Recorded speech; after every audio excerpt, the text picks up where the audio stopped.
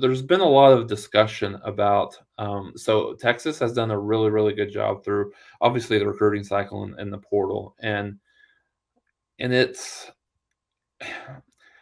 Nick Saban did a really good job of talking about this, about NIL and about recruiting, and heard a lot about him. He said that, fully supportive of NIL and thinks it's something that's obviously really good for the student athletes. But I think the part of it that he was concerned with, and I think the part of it that a lot of us across the country are concerned with, is NIL being used as a tool in recruiting, which it's turning out to be. And some of the things that I've been hearing about is, some of these transfers that Texas has been getting. It's a bidding war between Texas and whoever they're up against, and there's not a lot of, when you think about the financial side of it, and what kids can be offered. There's honestly there's not a lot of programs in the country that can win a straight up financial resources battle against Texas.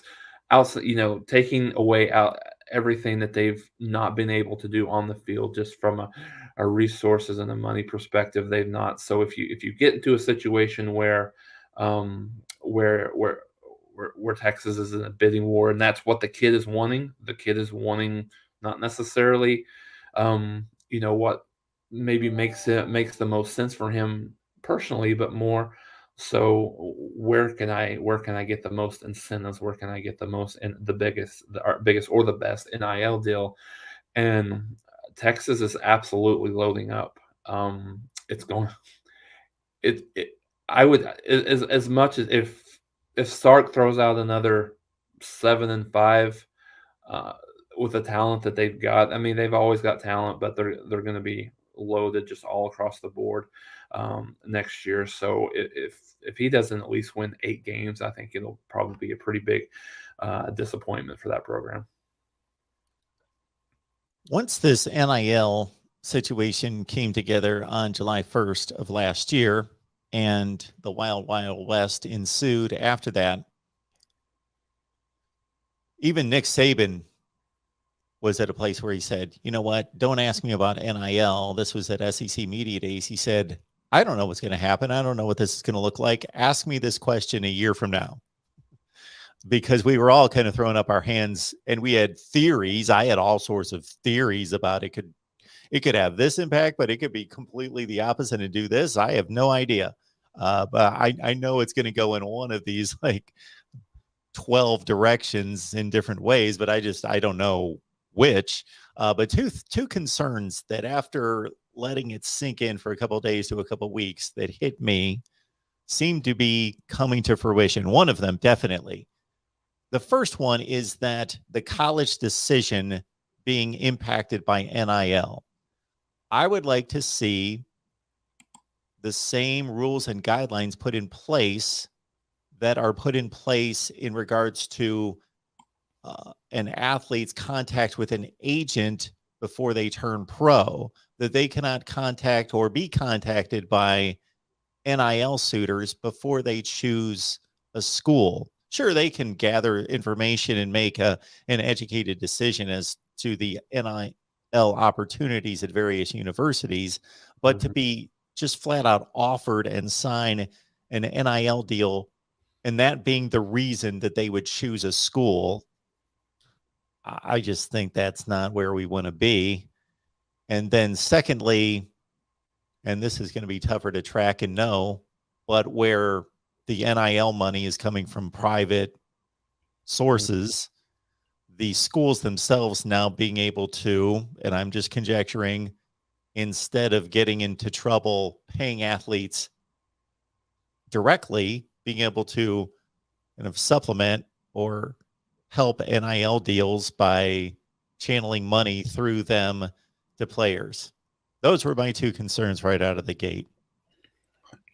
Yeah, and I agree with you, and I think neither of us are not too naive to know that the universities they're not supposed to have a hand in it, but they absolutely will have a hand in it. And I think the kid's name is Isaiah Nayer, the kid that transferred from Wyoming to Texas, and and I've heard from people that I trust that he was all set to go to Tennessee, and then Texas offered him something that Tennessee just couldn't match. And you look at a school like the University of Tennessee, want a going back to last week's conversation, a definite blue blood in college football. And if a team like Tennessee is not able to match, and it's just unfortunate, Mark, that's kind of where we are. And the NCAA, I mean, I think their hands are pretty much tied. There's not a whole lot they can do. The only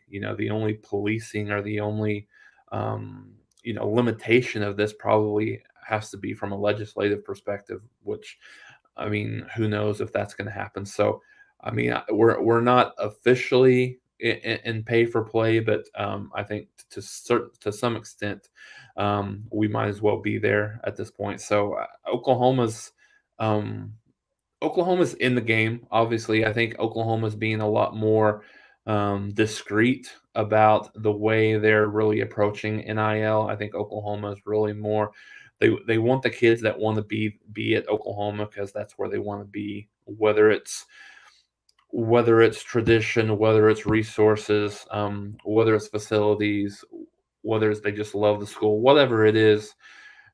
I think that their approach that Oklahoma has right now is they want kids that want to be there for whatever reason. Yes, NIL can certainly be a part of it and stuff like that, but they're not looking for the kids that's their primary focus, is how much they're going to get paid before they even set foot on the campus, which is, I mean, I can kind of I get it to more of an extent, for kids that are a little bit more established within the program, have played a year or so, or are starting, at a high level school, a prominent starting position like quarterback, or running back or wide receiver or something like that. But giving these guys $100,000 deals before they've even set foot on campus is a little, it's just a little concerning, but it is what it is. So I guess we have to kind of embrace it to a certain extent. It's almost like a lot of the recruiting violations that have become historic throughout the years, whether they be at USC or SMU or Miami or otherwise. And then you look back decades later because you just assume, okay, everybody's a Reggie Bush, where if the school, the football program, everybody involved was willing to put their necks on the line, their reputations and NCAA violations and money and everything on the line, then this kid's a stud and he's going to live up to the potential. But sometimes, most of the time, these historic recruiting violations throughout NCAA history involve players, and you're like, guy didn't turn out to be Right. anything. He was supposed to be, but did not turn out to be worth it in any such way. This is kind of, and we're going to see the same thing with NIL. Oh yeah, absolutely. I mean, they're banking on, their evaluation of the kid, and what the potential might be. But there's going to be some times where they're gonna miss out. So it'll be very interesting for, very briefly getting to Texas. Texas plays Alabama week 2, 2022. So we'll see exactly how good that roster and that team is early on. Yeah. I think the roster potentially is up to the challenge of taking that game on, but until proven otherwise, my goodness, if we see the Texas product at what it was and it has been almost every season since 2011, my goodness, that's going to be an ugly game. We shall see. And I know a lot of people here are going to relish that.